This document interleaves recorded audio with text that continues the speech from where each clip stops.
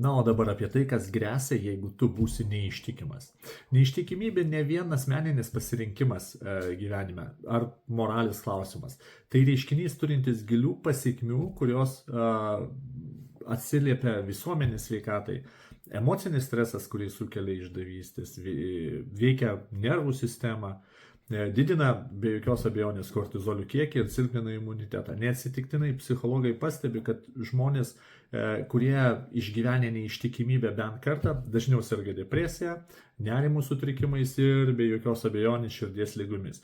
Be to neištikimybė didina LPL, lytinių kelių plintančių lygų. Pagal Pasaulio sveikatos organizacijos duomenis, kasdien nustatoma apie 1 milijoną naujų užkritimų lytiškai plintančiomis lygomis. Lietuvoje dažniausiai pasitaikančios lygos yra sifilis, gonorėja ir chlamidijozė. Be to tyrimai rodo, kad dažniau užsikrečia vyrai, dažniau užsikrečia živ, tarkim, nei moteris.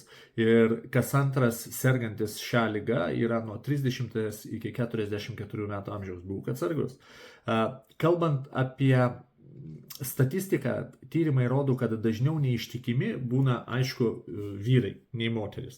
Remiantis įvairiausiais tyrimais, 20-25% vedusių vyrų nors kartą buvo neištikimi.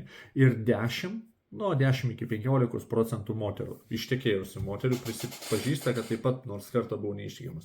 Tačiau dėl socialinio gyvenimo šitas procentas moterų tarpe beje sparčiai didėja. Taigi,